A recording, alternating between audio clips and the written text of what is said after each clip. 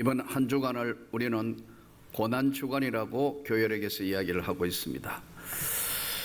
이 한 주간 예수님께서 한 주간 행적을 이렇게 우리가 따라가 보면 예수님께서 하신 행적에 오늘 주일은 예수님이 예루살렘으로 입성하시는, 예루살렘으로 들어가시는 것이 오늘 주일날 하시는 것인데, 오늘 본문 말씀대로 그들이 예루살렘에 가까이 와서 감람산 벳바게와 베다니에 이르렀을 때 예수께서 제자 중 둘을 보내시며, 이렇게 성경이 기록되어 있는데, 벳바게도 예루살렘하고 아주 가까운 지역이고요, 베다니는 더 가까워서 예루살렘하고 한 3km 정도 지점이에요. 실제로 가보면 정말 가까워요. 바로 거기가 거기예요. 그런데 이 벳바게는 아마 무화과가 많았던 것 같아요. 그래서 벳바게라는 이름의 어원을 이렇게 전부 조사를 해보면 덜 익은 무화과의 집, 이런 뜻이에요. 그러니까 이제 무화과가 굉장히 많았다는, 그 동네에 많았다는 걸 알 수 있겠죠.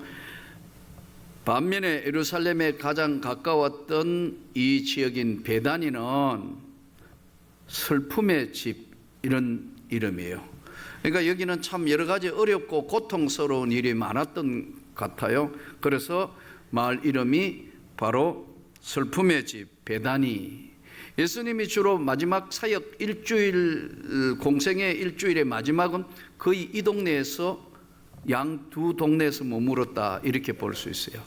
그래서 월요일 날은 예수님이 이제 다시 예루살렘으로 들어가시는데, 들어가셔서 첫 번째 한 게 성전을 정화해요. 내 아버지 집은 만민이 기도하는 집이다. 너희가 장사꾼과 강도의 구류를 만들었다 하시면서 예수님이 책망하시면서 예루살렘 성전에 내 아버지 집은 기도하는 집이다, 그렇게 말씀을 합니다. 그리고 이제 시장하셔서 나오다가 보니까 무화과를 먹으려고 보니까 열매가 없는 거 보고 무화과를 저주하니까 무화과가 말라 비틀어졌어요. 이것이 월요일 날 일어난 사건입니다. 화요일 날 예수님이 다시 이제 성전에 들어가시는데, 이렇게 보니까 한 과부가, 여러 사람이 이제 성전에 가면서 이렇게 하나님 앞에 헌금을 봉헌하는데, 두 렙돈, 한 고도란터, 아주 적은 이제 동전 단위예요. 한 고도란트 두 렙돈을 딱 헌금을 넣는데, 이게 동전이니까, 지폐가 아니니까 딸랑 소리 나는 순간에 예수님이 전혀 다른 반응으로 말씀을 하세요. 부자들도 헌금하고 많은 사람이 헌금하는데 예수님이 저 과부가 가장 많이 헌금을 했다. 저는 그 삶에 가장 가난하고 힘든데도 하나님 앞에 모든 걸 드린 사람이다. 예수님이 이렇게 설명을 하세요. 그리고 이제 수요일 되니까, 이제 수요일 날은 예수님이 자리에 앉아 계시는데 한 여자가 와서 향유를 깨어서 예수님의 머리에 이제 부으시는데, 예수님의 발을 머리털로 씻으시는 사건이 벌어졌어요. 그러니까 가롯 유다가 뭐라고 했냐면, 이거 300데나리온이 정도 나오는데 이거 팔아가지고 가난한 사람한테 줘야지, 이게 뭐 하는 것이야 지금. 이때 예수님이 가난한 자는 항상 너희와 함께 있지만 이 여자는 나의 장례를 위하여 준비한 것이다. 이 복음이 전해지는 곳에는 어디나 이 여자가 한 것이 전해지게 될 것이다. 장례를 준비하셨다고 말씀하신 향유가 깨트려진 사건을 수요일 날 일어난 사건이고요, 목요일 날 예수님이 마지막, 이제 오늘 우리도 지금 성찬식 하지만 성찬 예식에 예수님이 제자들을 부르시고 제자들의 발을 씻기시면서 너희는 모두 이것을 받아 먹으라. 너희를 위하여 바칠 몸이다. 포도주를 드시고 잔을 드셔서 살해하시면서 받아 마시라. 이는 내 피의 잔, 새롭고 영원한 계약을 맺는 피의 잔이니 너희와 모든 이의 죄사함을 위하여 흘릴 피다. 십자가의 몸과 십자가에 피를 흘릴 것을 재현하시는 바로 이 그날 예수님이 최후의 만찬을 목요일 하시고, 그리고 그 밤 늦게 이제 새벽 되니까 유대인들 서기관과 바리새인들과 대제사장 가문에서 예수님을 체포해서 이제 끌고 가서 그의 제사장이 가야바인데, 가야바의 장인들은 이제 대제사장은 당시에 전부 다 집안이 이어서 했으니까요.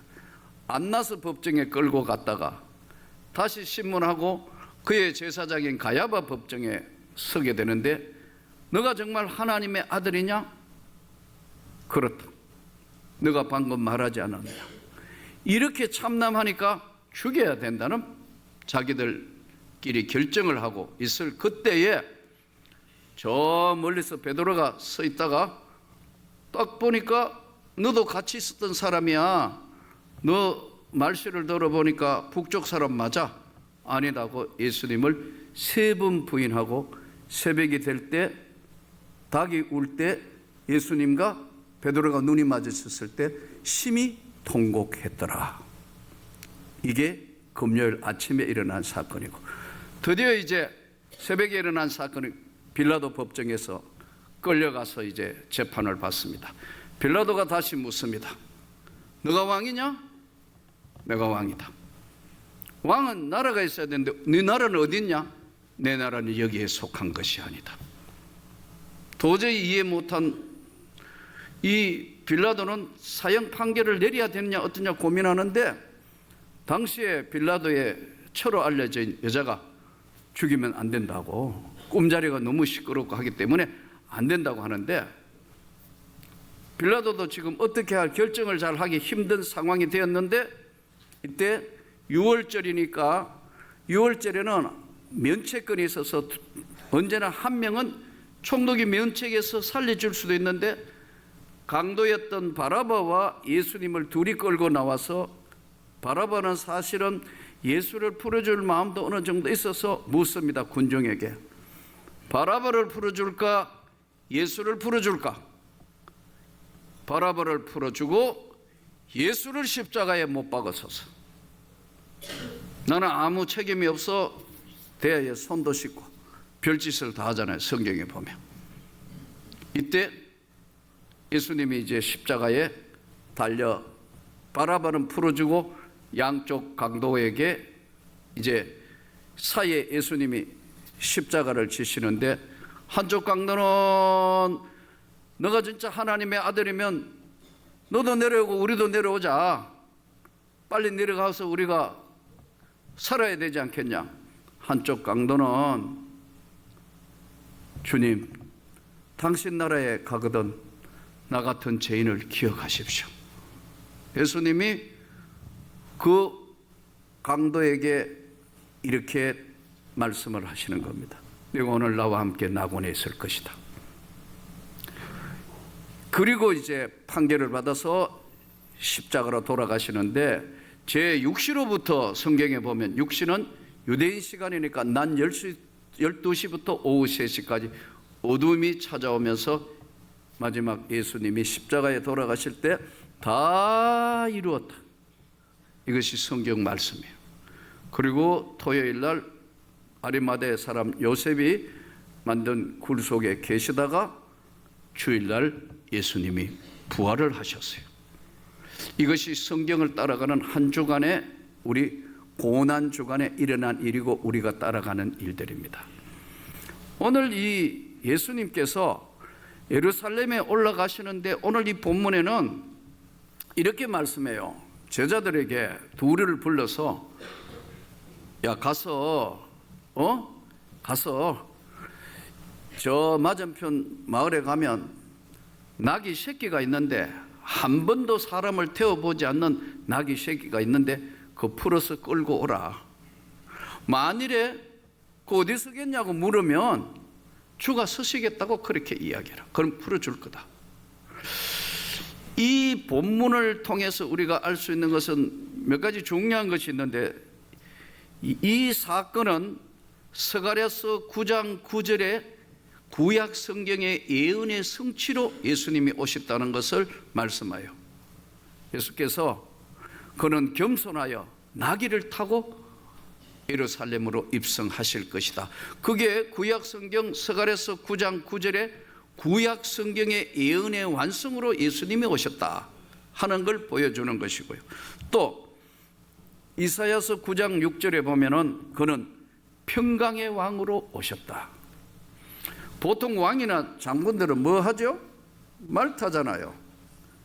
기사를 거느리고 왕의 행례를 이루어 가지고 탁 해서 말을 타고 백마를 타든지 아니면은 큰 말을 타고 오는데, 왕은 그렇게 하는데 예수님은 가장 낮은 나귀, 그것도 새끼를 타고 오는데 수많은 사람이 앞에 이제 다 종려가지를 꺾고 어떤 사람은 곁옷을 벗어서 호산나 호산나, 이제 소리 외치며 호산나, 이 원 발음은 호시아나라는 음력인데 이것이 우리 음력으로 바뀌면서 호산나, 이 호산나라는 뜻은 주여 구원하소서 그런 뜻입니다. 우리 보통 보면 호산나 호산나 그러죠? 뭣도 모르고 호산나 하는 거예요? 주여 구원해 주옵소서, 그게 호산나예요. 우리 가끔 그러죠? 할렐루야 뭐죠? 하나님을 찬양하라, 할렐루 찬양하라, 야 여호와 하나님을.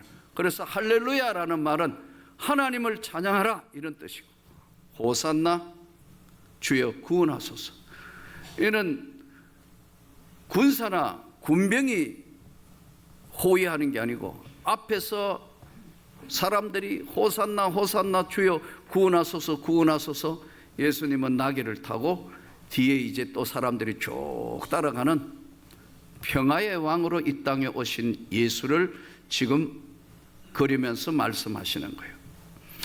그런데 이게 오늘 이 본문을 통해서 우리가 분명히 알아야 될 두 가지가, 왜 예수님이 구약 성경의 완성으로 오셨지만 제자들 중 둘을, 벳바게와 베다니는 아주 가까운 지역이라 그랬죠. 두 사람에게 저 맞은편에 가가지고 나귀를 끌고 오라. 근데 둘이 누군지 정확하게 알 수가 없어요. 근데 이 둘의 제자들의 반응이 재밌잖아요. 야, 저 가가지고 나귀를 끌고 오라. 저쪽 동네에 가가. 어떻게 알아요? 거기 낙이 있는지 없는지. 안 그래요? 아니 저쪽 동네에 있는 걸 어떻게 하냐고. 지금 저 멀리 동네에 있는 거 여기서 어떻게 하냐. 가서 나귀를 끌고 오라. 없으면 어떡해요? 근데 또 만일에 주인이 그 어디서 살라고 남의 나귀 새끼를 끌고 하는 거야 하면은 주가 서시겠다고 해라. 그러면 주신다. 주님이 주신다. 주님이 서시겠다 하라. 그게 이제 제자들이 가는 모습을 통해서 한번 보세요. 이 제자들이 바본가요? 제자들이 똑똑해요. 자기들 나름대로는 이 대부분 보면 당시에 12제자 같은 경우에 주로 바닷가 어부아니에요. 고기 잡는, 고기 잡아가 팔아가 하는 사람들은 우리로 이야기하면 순수한 고기 잡으면서 동시에 뭐예요? 고기 파는 사람, 장사꾼이란 말이에요.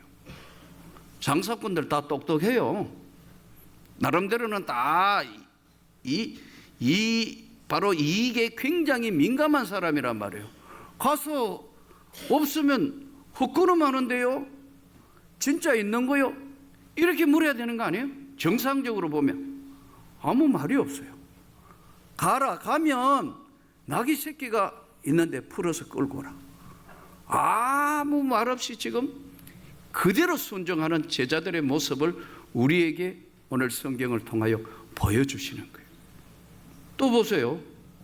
주인은 멍청한 사람인가요? 자기 건데 나귀 새끼가 한 번도 사람이 안 타본 나귀 새끼를 웬 엉뚱한 사람이 오더니 끌고 간다? 왜 남의 거 가져가지? 이게 도덕이냐? 뭐냐? 일반 상식적으로 이해할 수 없는 거 던진 말씀이 뭐냐면 주가 쓰시겠다 하라. 그러면 그냥 줄 거다. 그래서 가져가는데 이게 주인인지 모르겠어요. 거기 섰는 사람 중 어떤 이들이 이르되 나귀 새끼를 풀어 뭘 하려 하나? 제자들이 예수님 말씀한 대로 이래 허락한지라. 예수님 말씀한 대로 했다는 건 뭐죠? 주가 서시겠다라. 여러분, 하나님 앞에 우리가 경건생활하는 것, 세상은요, 여러분 똑똑하게 살아야 합니다. 장사하시는 분 이거 잘 되는가 안 되는가, 이게 얼마 남는가, 앞으로 비전이 있는가 없는가 또 계산해보고 또 하고 또 해야 하고요. 직장도 마찬가지고요. 성실하셔야 되고요. 사업도 최선을 다해서 비전을 보고, 장사하거나 사업할 때는 1원짜리 하나값 다투고 싸우는 거예요. 이게 이게 남는가 안 남는가, 앞으로 비전이 있나 없나. 근데 주의 일은 전혀 이거하고는 다른 거라고. 앞뒤가 안 맞는 이야기 같죠. 건너편에 지금 나귀가 있는지 없는지 몰라요. 안 물어요.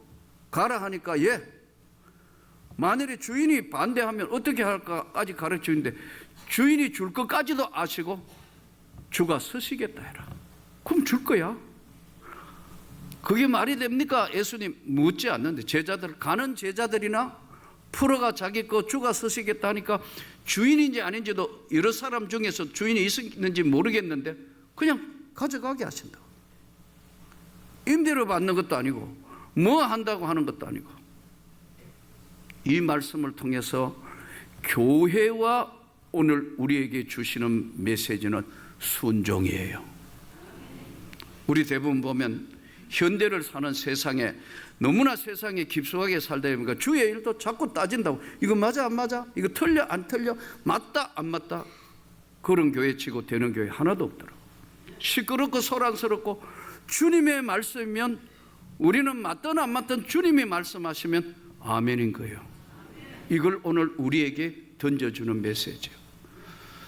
저는 여러 차례 말씀드렸지만 늦은 나이에 신학교를 갔어요.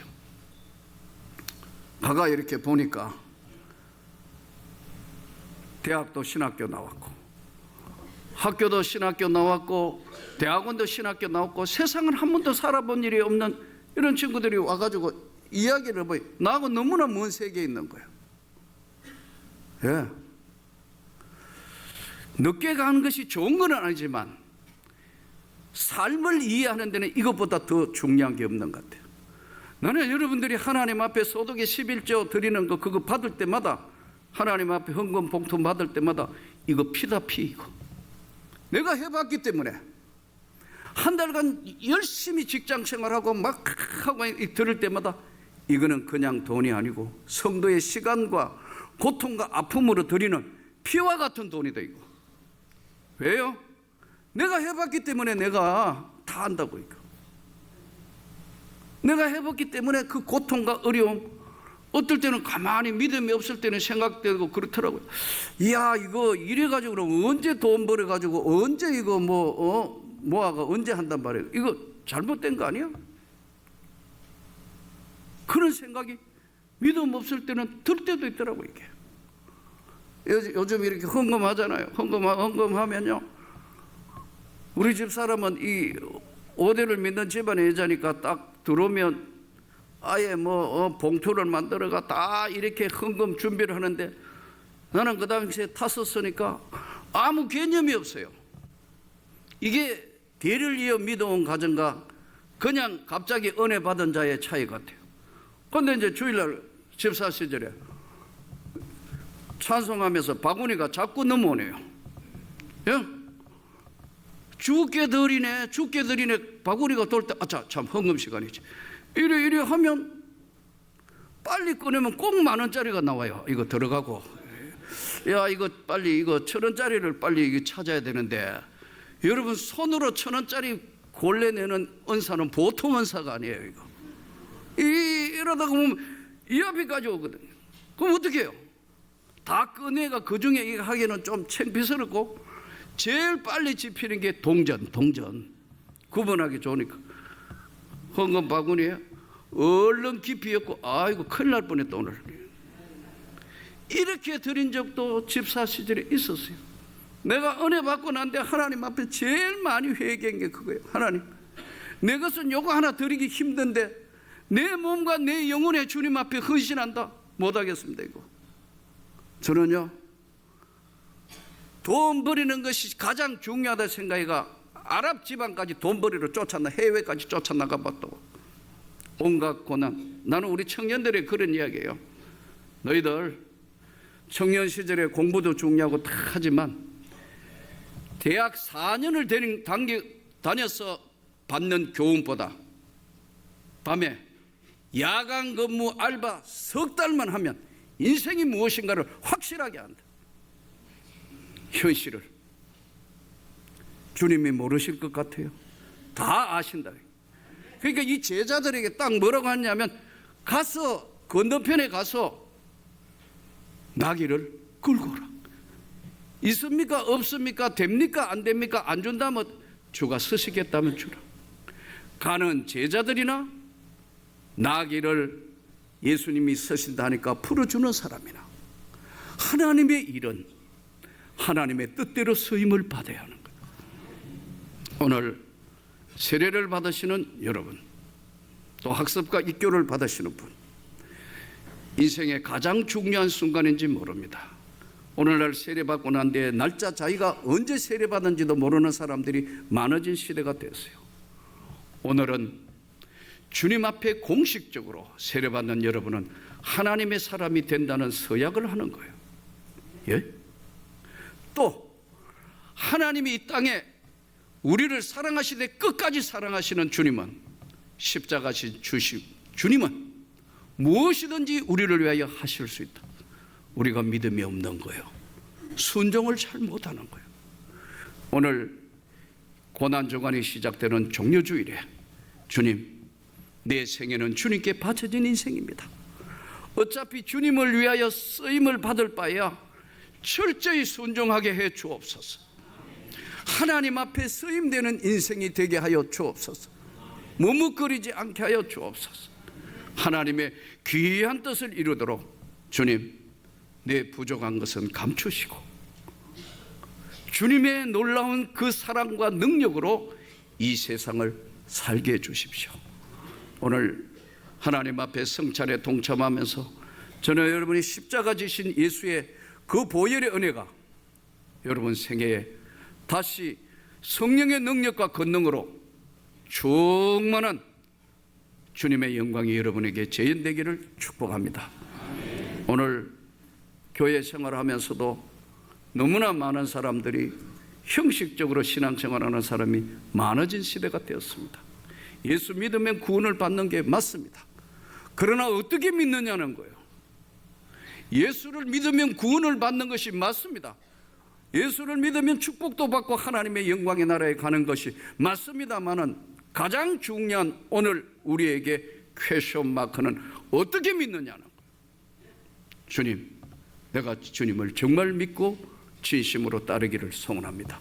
이 제자들처럼 주님의 영광이, 삶이 여러분에게 재현되고 축복된 가장 아름다운 삶을 또 한 주간 살아드리는 저와 여러분이 되기를 주의 이름으로 축복합니다.